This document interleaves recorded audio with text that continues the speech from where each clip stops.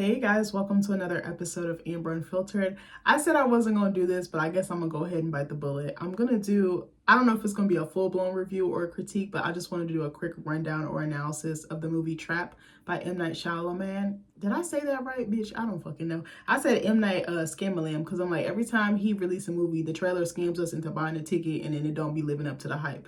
But anyway, before I do that, don't forget to like, comment, and subscribe. Also, if you want to cash at me at AmberUnfilteredShow, that'd be greatly appreciated. So I watched this earlier today.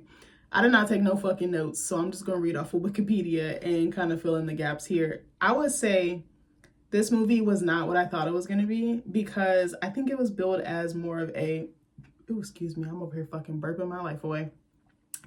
This movie was billed as more of like a horror or a thriller, like psychological type of like suspense. It gave none of that, bitch. I wasn't scared at all. I said I'd rather watch Nosferatu, and I said I'm not gonna go see that because I'm kind of trying to take a break from horror right now. I do really want to watch Smile too, but that bitch is $20, and I'm like, baby, I'm poor. So when it's like $5 or it's on a streaming network that I already have, like HBO or something, I said then I'm gonna watch it because I really do want to watch it. I think I'm in a better place and I can like receive the art, but I don't know. I was actually really excited to see this movie when the trailer came out. Like I remember seeing it in the summer. I think when A Quiet Place Day 1 came out, like I had my eye on it. I made a list of movies that I wanted to see, like based on all the trailers I saw. Then I think it was like Nosferatu, Smile 2, Trap, and I forget what was the other one.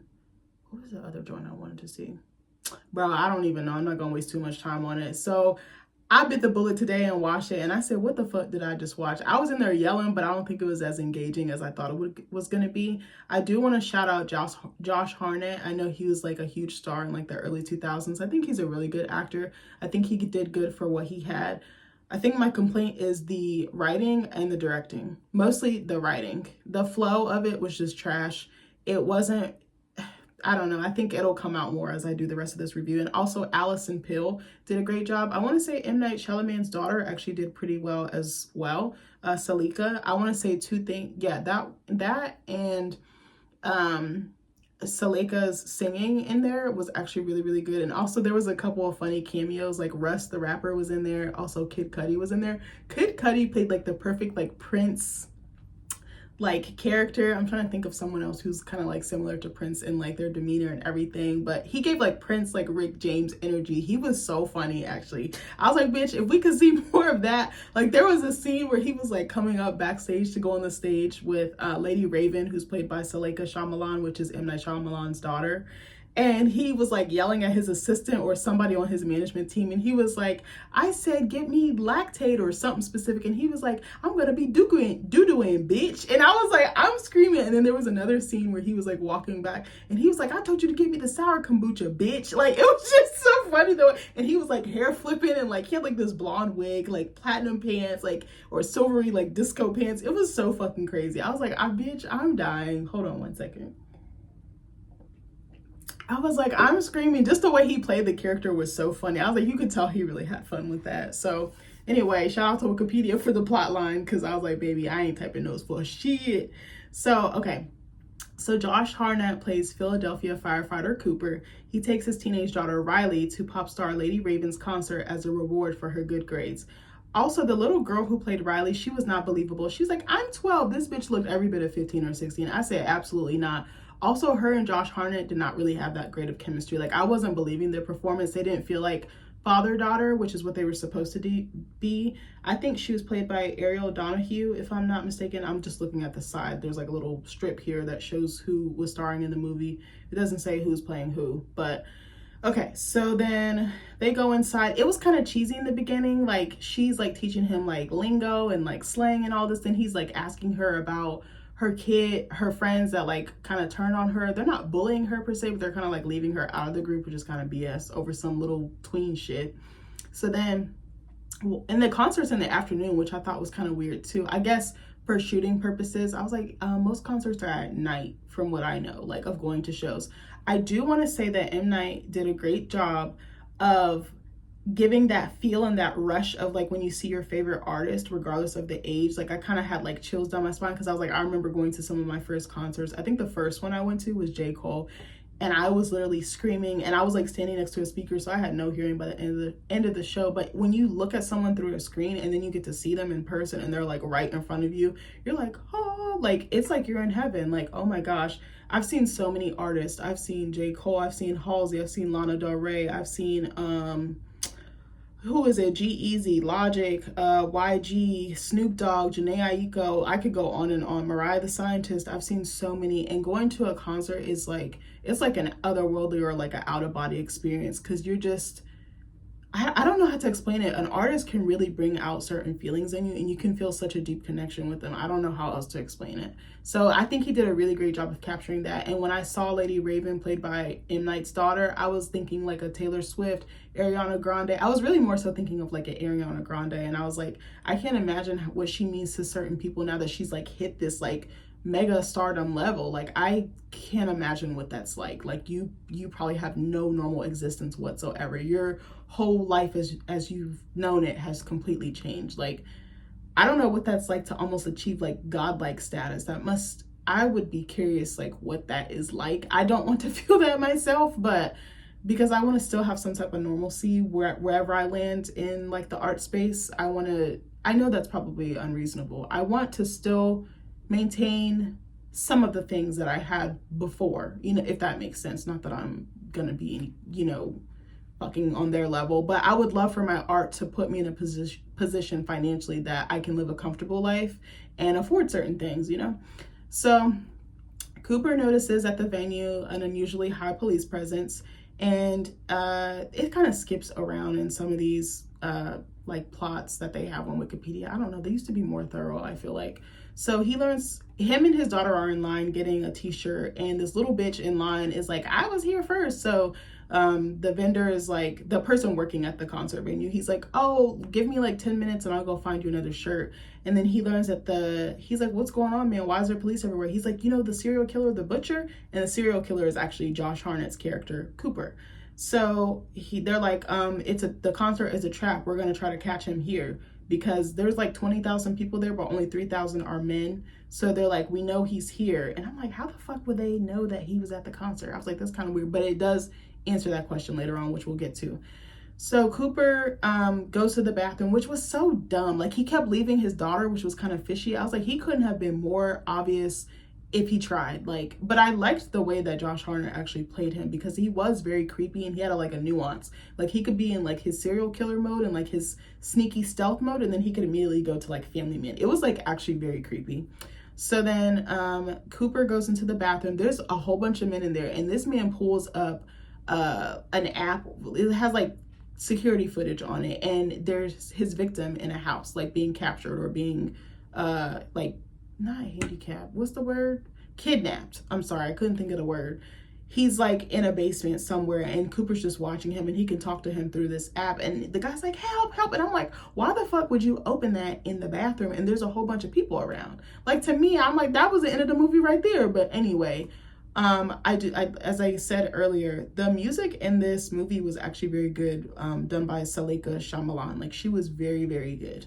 I'll give her that. Like the songs, I was like, damn, these are kind of bops. I also love the visuals. I love the singing. I love her dancers. Like everything was really good. Like if she had a real concert, I would consider going to it. Maybe not, but if it was free, maybe. So anyway, him and Jamie is the guy, the concert venue worker that's like, I'm gonna give you the other t-shirt. So he comes back and he's like, oh, I just gotta go like downstairs to grab the extra sizes. His daughter needs a small, and he's like, oh, I'll come with you. And I'm like, bitch, at a concert venue, isn't it supposed to be airtight? Only like restricted personnel or certain personnel can go back there. I was like, this does not make sense. Like, I was like, as many times as I've gone to concerts, it's airtight. Like, they do not fuck around. And I was like, I feel like if he went back there, and I'm like, nobody saw this random Joe Schmo like walking back there. It was giving Joe from You. That's what it was giving. So Jamie's like reaching up, trying to grab the box, and I was gonna say Spencer. Cooper is like, oh, let me get that for you. And as he does, he like swipes his badge. I'm like, this fat bitch didn't feel it. I'm sorry, Jamie, you're not a fat bitch. But anyway, I'm like, okay. So then Jamie's just giving him all the tea. He's like, oh, they're looking for the killer. He has like a picture of like one of the victims on his phone, like chopped up. He's like, oh, one of my buddies saw it while he was running here. And I'm just like, I kind of feel like it was like Little Rel's character in Get Out, but a little bit more talkative. And I was like, most Black people wouldn't be doing that. I was like, who wrote this script? I think M. Night wrote the script. And I was like, he needed support. He needed a writing team. So then Jamie's like, oh, there's a pass key or a passphrase that we learned in the little, oh, excuse me. They did like a little training, like a briefing with like SWAT or like the authorities. And they gave all the employees based on the section they worked in a phrase. So he's like, well, can you share it? Like, I don't want to get you in trouble. And Jamie's like, oh yeah, it's Hamilton. And I'm like, you stupid bitch. Like, I don't know why I look back there, but I was just like, that is not realistic. Like, a Black person would not do that, but okay. We'd be like, you gotta get the fuck up out of my face because I'm not getting fired for you. But anyway, so then he also steals a police radio, or like, yeah, it's like a little walkie-talkie with like the little, you know, what was I gonna say? Mr. Smith, like little earpiece from like the Matrix. I'm like, okay. So then he hears a woman who's like a profiler for like serial killers, like giving directions and saying, hey, we need to nab this guy. Like, he's going to do this. He's going to do this. We suspect that he's kind of running scared, can't figure out how to get out. So, because they're going to trap all the guys, like the dads or the males in there to try to question them and nab the killer. So he decides to there's some other stuff that happens, like little moments. Again, he just keeps leaving his daughter, and then he like suggests stupid ass shit. Like there's a scene where Russ plays a different character, and he plays like another version of himself, like a rapper or a singer, entertainer or whatever. He comes out from like, you know, like under the stage where like they come up on a little like square platform and then they like kind of go up to the stage. He came out from there, and he's like, to his daughter, he's like, we should go under there. We can see what's backstage, like her outfits, her team, and we can see how the show's put on. And she was like, no, Dad, I'm trying to watch the show. I'm like, you paid all that money to go under a box, bitch? Like, no. And then also something that had me really fucking hot, because I'm obsessed with this man. I don't know if you guys know this artist named Theo. He is so fucking good. I kind of stumbled on him on accident. I kept like hearing this one song he did called Belong in the Sun on Spotify. Spotify be putting some bangers together. Like, I be getting hip to so many new artists because of them, because they just like the mixes they curate are actually so good, because I love me some fucking R&B. Like, I'm like, yes bitch, pour your heart out, cuss him out. But anyway, go win him back or win her back. But I heard this song called Belong in the Sun that I think Lido produced, and he was on it, and I was like, who is this guy? So then I just went to his page and I found this. I don't know if it's an album, a mixtape, what type of project it is. It is so good. I believe it's called Sol, which means sun in Spanish. I was like, I'm in love with this man. Like, sonically, like, he is so talented. If you guys remember Moises Arias from Hannah Montana, Rico, the little boy on the beach that would troll Miley Cyrus's character, or Hannah Montana, like, it's his brother. I don't know if it's his younger brother. Teo is his younger brother, I believe. I might have that flipped wrong, but he can sing, and he was like a Disney kid too, but he can sing, he can rap, he can play music, like, or instruments. Like, he is so talented. I was looking at his channel like earlier today when I was working on my paper, and I was like, how does he not have more subscribers? How is he not more popular?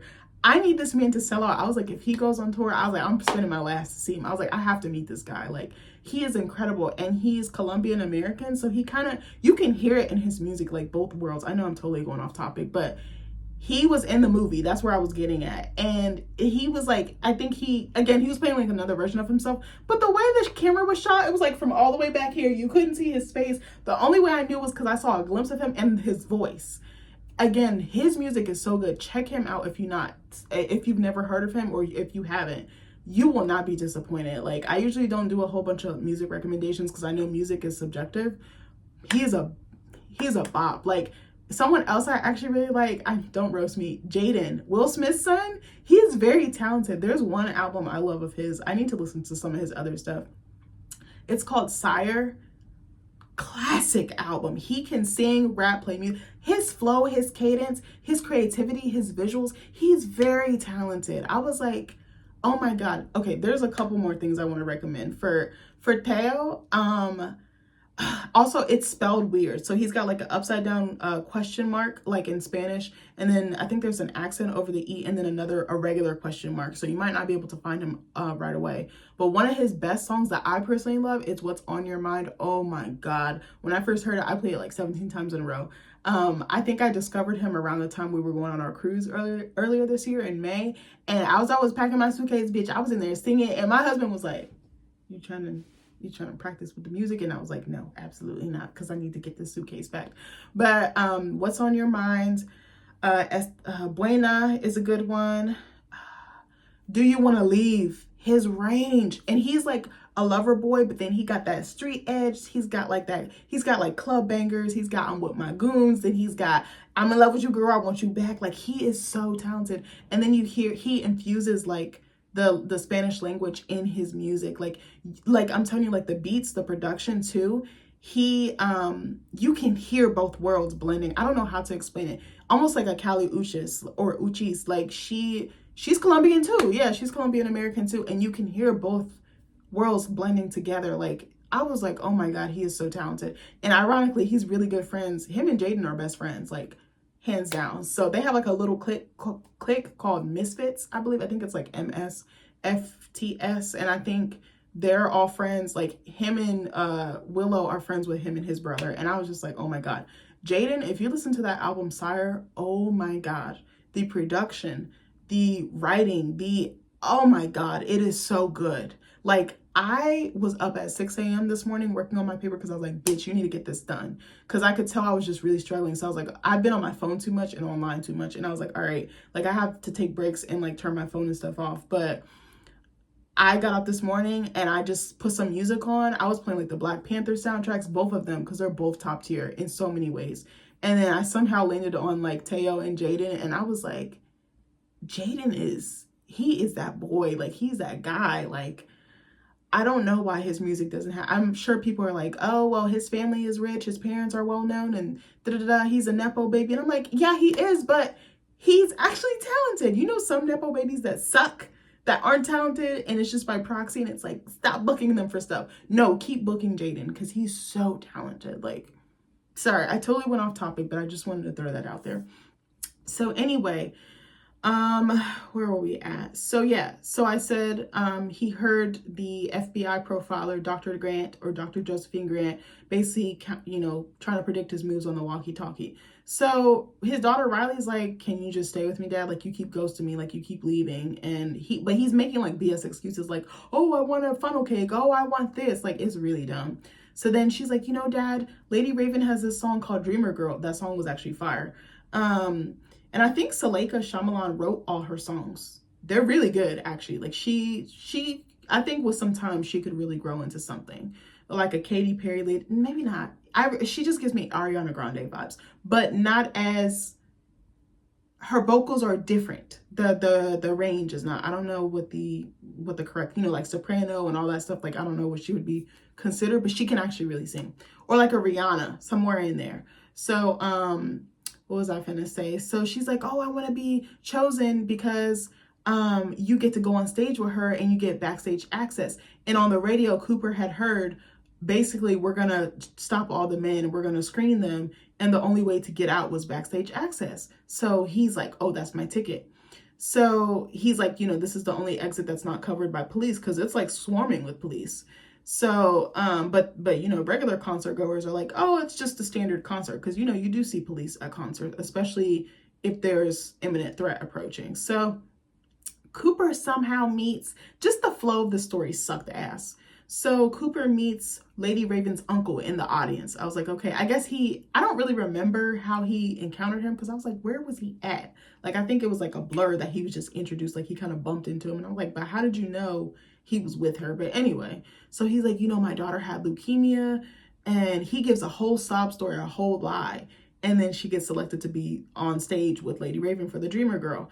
And the uncle is played by M. Night Shyamalan, which is Lady Raven's dad in real life, which is funny. So they, you know, him and his team come over. They're like, what's your name? Do you want to come up for Dreamer Girl? Like, you're going to come backstage. We'll tell you what to do. You can bring your dad. And she's like gagging, right? So then, when oh my God, it skips so much. Who wrote this? I'm sorry. I'm like, I don't remember that. I'm like, there's other stuff that happened. So there was a scene where, let me back up. Was the oil part on here? Yeah, they skipped a whole bunch of shit. I'm sorry. So there's a scene where Cooper causes a distraction. Well, yeah, he just keeps doing weird shit. Like, there was one scene where he pushed a girl down the stairs, But it was so weak how he did it. And I was like, she couldn't turn around to see who did it. And I'm like, nobody saw him. And there was like so many people milling about. And that's another thing. I'm like, well, most concerts, there are people that aren't in their seats. They're getting snacks, they're taking selfies, they're getting merch and stuff like that. But I was like, most people will be in the venue. There were so many people just walking around like it was a fucking college campus. So that part was a little bit unrealistic. So he pushed this girl down the stairs. There's another scene where he was getting ready to pull the fire alarm, and he heard on the radio that the FBI profiler, Dr. Grant, was like, he's gonna pull the fire alarm, he's gonna do something typical. So he like literally has his hand on it and he decides not to pull it. And he decides to go turn the oil up. You know, like behind the counter when they make stuff like chicken tenders or whatever, like at concerts, basketball games and stuff like that. He somehow got back there, even though there's mad people, which again did not make sense. And he turns the oil up and it burns somebody. Like she gets like really badly burned, like her face, her arm, like she's screaming, and he like uses that to kind of slip out. And I was just like, this ninja getting on my nerves. There's another scene where he uses Jamie's badge to get backstage, like where the employee like entrances or exits are, and or break rooms or whatever. And there's like a whole SWAT team and he just like casually grabs coffee. I was like, that is not normal. I was like, this is not believable. Because I'm like, if you're SWAT, they probably like, who the fuck is you? Like, you know what I mean? Like, I was like, this is so fucking stupid. I was like, this is not believable. I know it's to serve the story and serve the character and his motive, but it was not believable. So Riley gets to go on stage with Lady Raven. Riley's dancing sucked ass. And I was like, bro, what? Like, she had no fucking rhythm. I was just like, okay. I think M. Night Shyamalan's daughter is really cute. She's adorable. I was like, okay, she kind of got a big head, though. I'm not going to hold you. And I can't say shit because I got a big head, too. I know I got a big head. My mom used to call me apple head. She'd be like, you got an apple forehead. And I was like, bitch, the fuck does that mean? But anyway, so after the concert ends, Cooper learns that there are police guarding the backstage exit, but if you're with Lady Raven, you're basically greenlit, like you can move forward.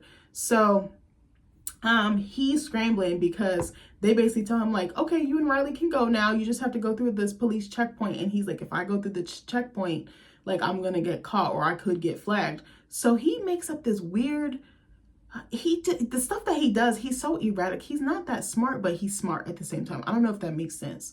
So Lady Raven, he like lingers and Lady Raven comes down the hallway. He's like, can I just talk to you for a second about my daughter? And I was like, but why would you just leave your daughter backstage where there's grown ass people? Like, she's supposed to be 12. Like, I'm not leaving her. That's just me as if I was a mom. So he's like, I hear you looking for me. And then he reveals to her that he's the butcher. And he shows her the footage of that kid in the basement. He's like, if you utter a peep, I'm gonna carbon monoxide poison his ass and he's gonna die just like that, like drop like a fly. And I was like, so she's put in this predicament, so of course she has to oblige. She's like, tell them that that I'm with you, basically. And then, okay, let me back up. There was a funny scene. I told y'all that Kid Cudi, I forgot his character's name in here, but he was funny as shit.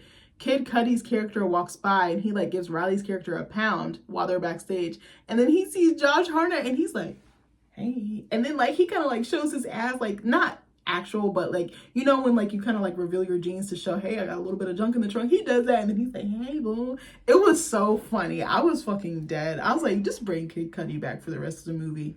So they leave and Lady Raven's scared. She starts like trying to drop hints about him being the killer, but Riley's not picking. Oh, maybe she doesn't drop hints, but she's visibly scared. And Riley's just like, yeah. And then Lady Raven concocts a scheme and she's like, Riley, can I come to your house? So Riley calls her mom, who's played by a phenomenal Allison Pill. I was like, she should have been in the whole movie, but I digress. Allison Pill has been in so many movies. I can't name a single fucking one right now, but I've been watching her for a very long time. She's very talented. If you saw her face, you'd probably be like, oh my God, I know exactly who that is. Like she looks, you know, somebody, they just look familiar. You're like, I know I've seen you somewhere, probably a lot of somewheres. So, sorry, my butt hurt. I've been doing so many videos. So they go to Riley's house. Her mom invites her in. She's cooked this nice spread. I think she also like baked a pie or something for Riley's birthday because Riley got really good grades. That's why she was able to get tickets to this concert. And also so she could spend time with her crazy ass serial killer dad. Could you imagine finding out if your parent was a serial killer? Like, bitch, I'd be like, he did it. Like, I was snitched so quick. I know they say snitches get stitches, but I'm like, bitch, I'm not going to jail for you. I actually read a book about that. Who was it by? Stacey Willingham. Oh my God, she writes really good books. She writes kind of like that suspense, like thriller. Oh my God, it was like this girl.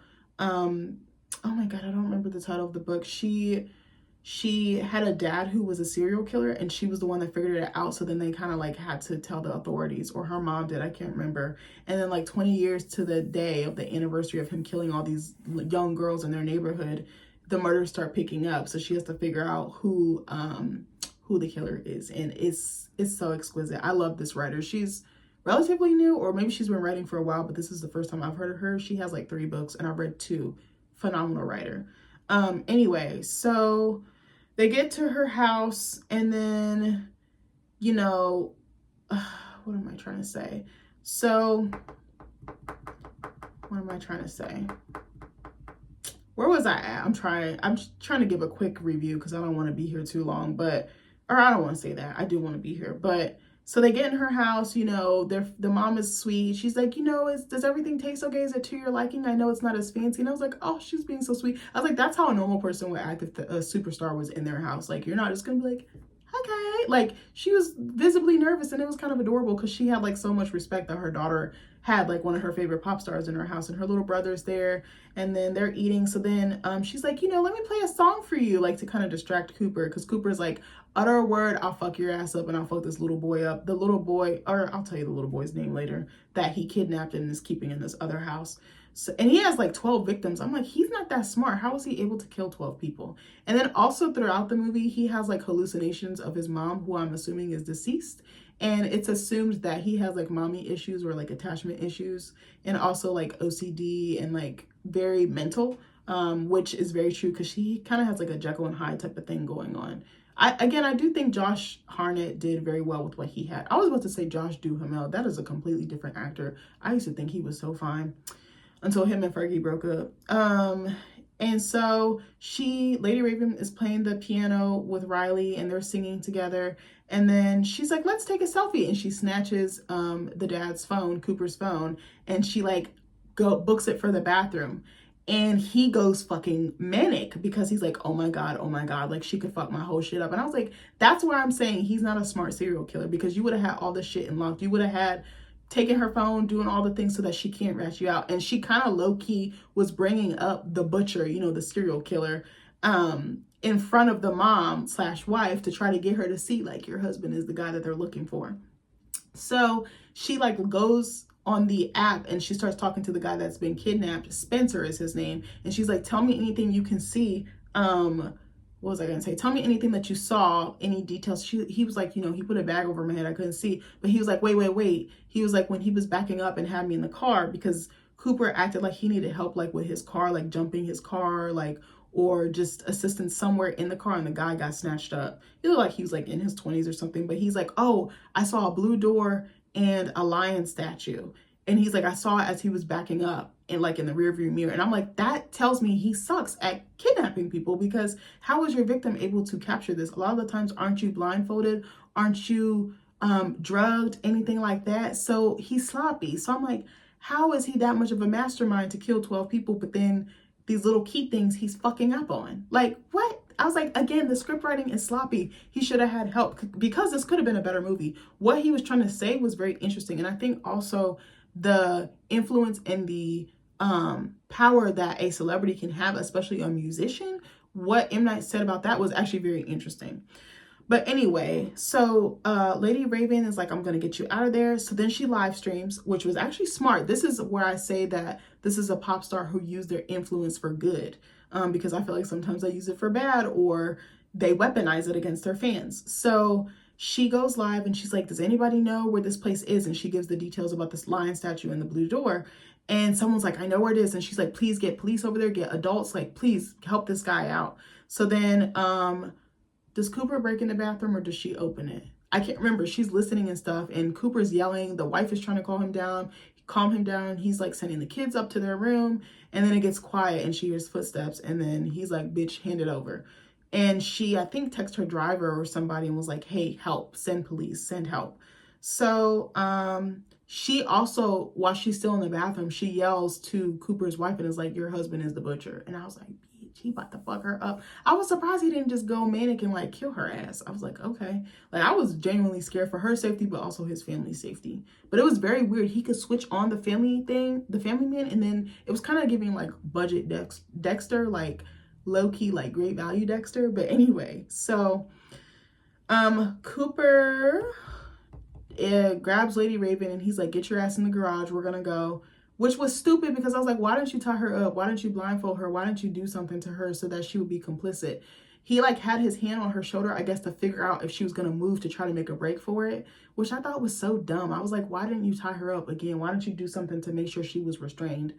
Anyway, so then they get in the car. He has her in the front seat, and keep in mind her limo driver or chauffeur is still in the front of the house, or chauffeur, I don't know how to fucking say it. So chauffeur, is it chauffeur? I don't fucking know how to say it. I'll be using words I don't even know. But anyway, so he's driving and then he opens the garage and his family is there. His wife and his 2 kids. He said he like put them up in her room, like locked them in Riley's room or one of the other kids' room. But I guess he didn't do a good enough job because he's like, oh yeah, there was a tree and there was a window. And I'm like, you dumb bastard. Like, I can't. Just the stupidity for me. But I think when you're like in that frame of mind, you don't think of everything. You just have tunnel vision. You are missing those little details. And I think that's sometimes what gets serial killers caught. Not that I know anything about it. I'm not a profiler, FBI agent, or anything like that. Hold on one second. So then Lady Raven sneaks out the car because, oh, also she's like playing tricks on him. She pretends to be his mom. She starts being like, you're a good boy, like kind of like that, to kind of get him to focus off of her and forget that she's there. So then she's able to get out of the car, which was like mad easy. Again, she was in the front seat, wasn't restrained at all. It was so stupid. So then, what was I finna say?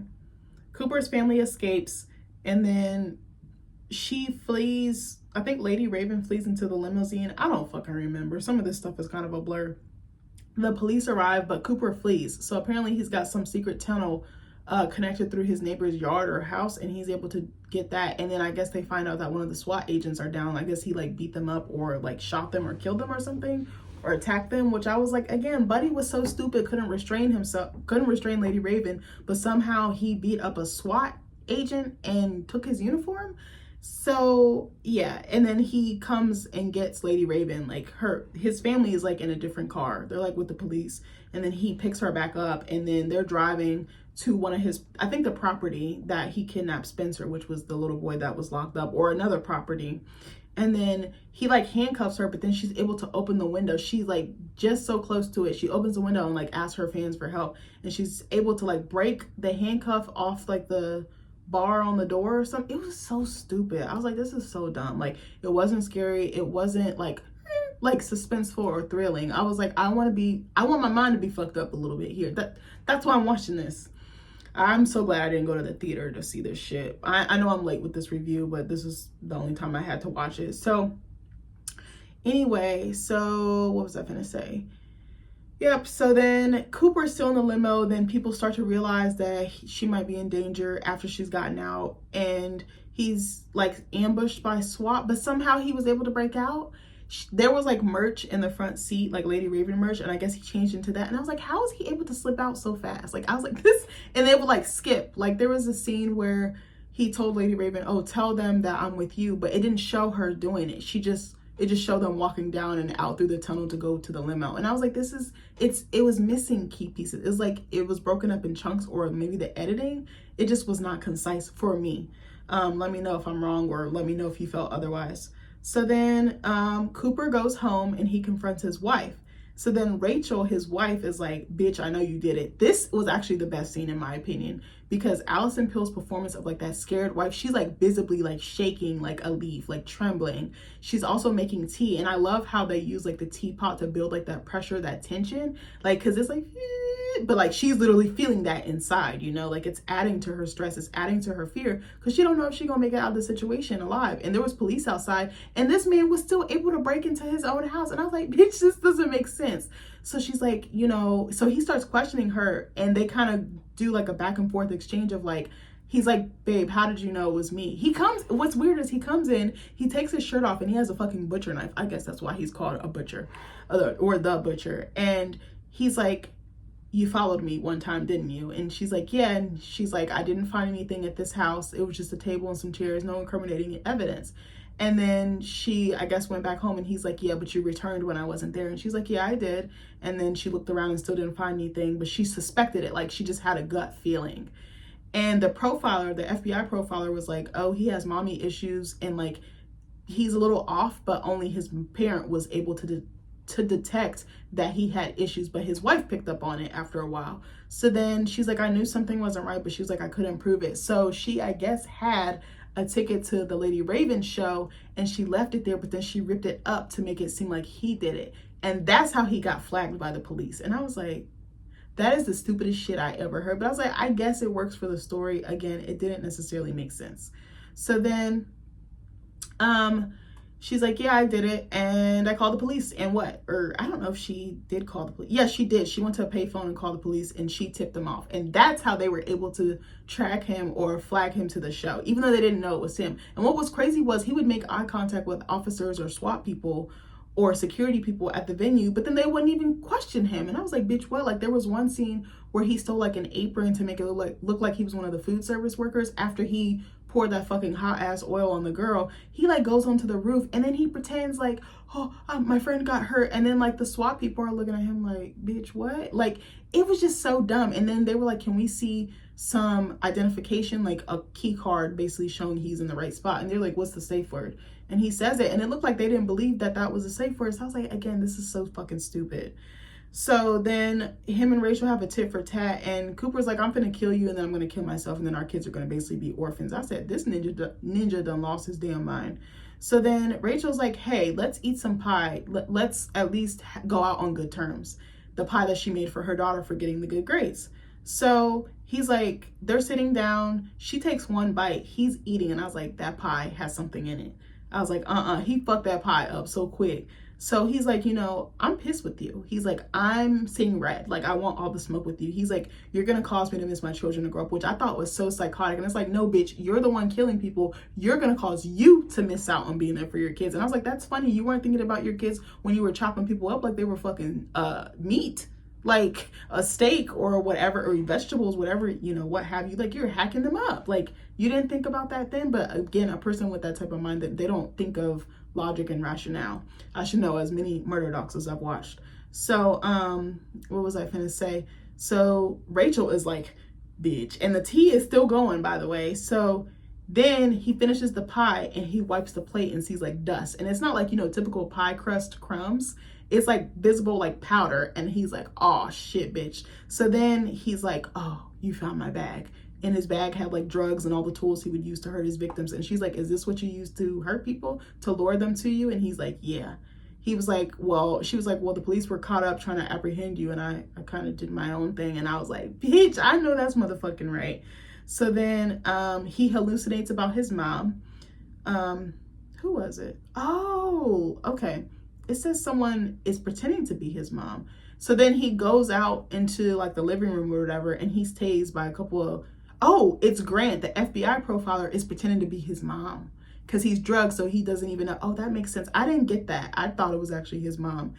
So I guess she must have worked with them to concoct this scheme. So shout out to the wife and the mom, because she really did what the fuck she needed to do to protect her family. And I love that, because sometimes I think we enable people, and sometimes when people commit crimes or murders, I think the people around them enable them. Like, I know it's not exactly the same. Like, unfortunately, rest in peace, Gabby Petito and Brian Laundrie. Like, Brian Laundrie's parents helped him. Like, they helped him hide. He, you know, was giving a way to get out without being detected. And I think sometimes when we're so caught up in that, like, we just want to, I think from a point of being a parent, you want to protect, but you're actually enabling, and you're making the situation worse.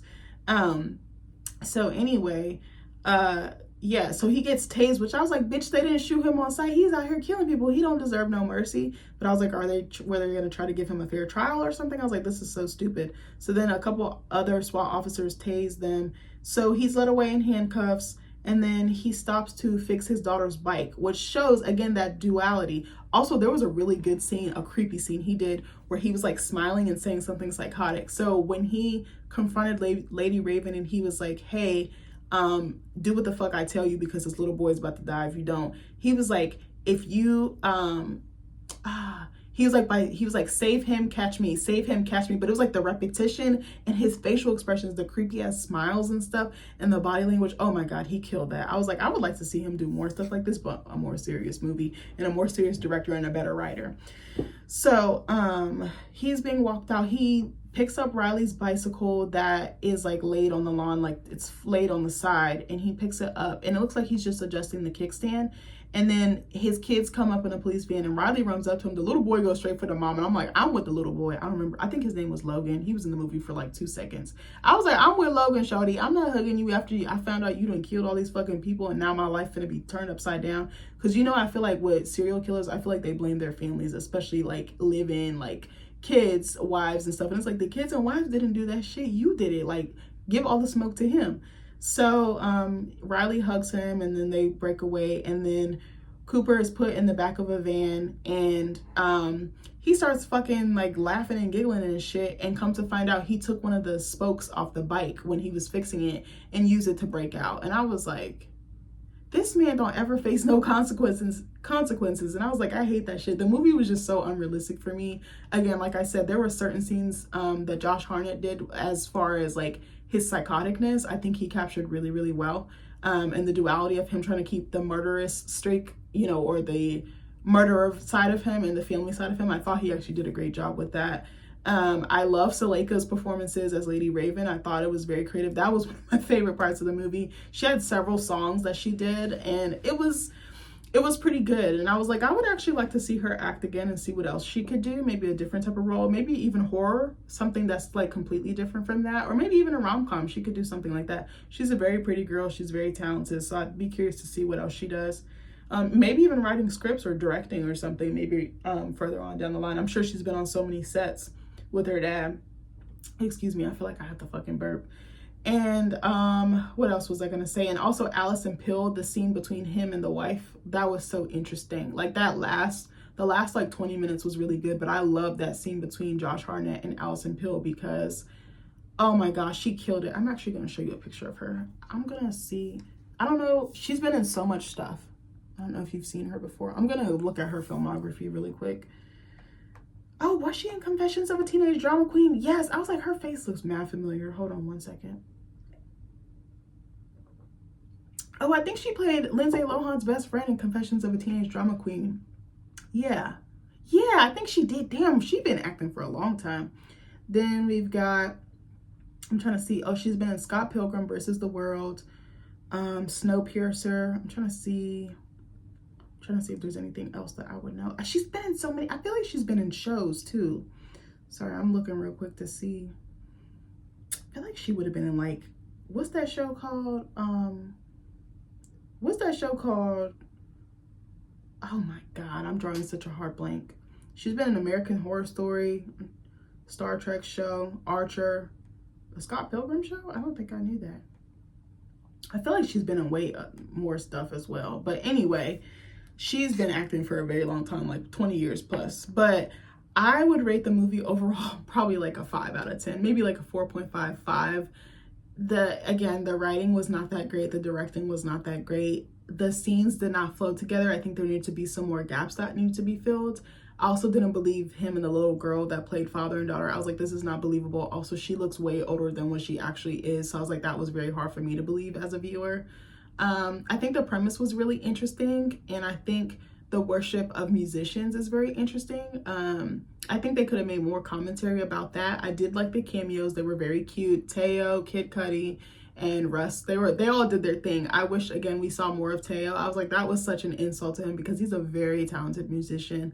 And I think he deserved more airtime. Maybe it was cut down, maybe it was chopped. I'm sure he took it for the opportunity because if you're on the big screen, you get more eyes on you, get more eyes on your music. Check him out. You will not be disappointed. He has plenty of other projects, but I'm telling you, that Sold project, I still play it to this fucking day. Like, it's been like 6 or 7 months since I heard it. I was like, damn, I even looked to see, is Buddy on tour? Because I was like, I want to support him. I want to pay for a meet and greet, but I think I just missed it. I think he went last year. And I'm like, he's going to go. Like, I know he's going to blow up. It's just going to take him a bit longer. But I was like, when he does, oh my God, y'all going to regret it because he's incredible. But I don't know, M. Night Shyamalan, he has disappointed me so much in the past that I'm just like, bitch, no, like, I want my money back. But not for real. Like, I just, I don't think he's really that great at directing anymore. And I hate to say that because he's had some really good movies come out. But the last several, I'm like, Like I tried to watch that movie Old. It was so bad I had to turn it off. I remember watching The Happening with like fucking Matt Damon. I was like, so there's like biological plants that kill people. I was like, what the fuck kind of movie is this? I think he has really cool ideas, really avant-garde ideas, but they don't, the execution, he just needs a little bit more help in that department. And I think he'd be fine. But anyway, I hope you enjoyed this review. Hope you guys are having a great day, and I love you, and I'll talk to you later. Bye.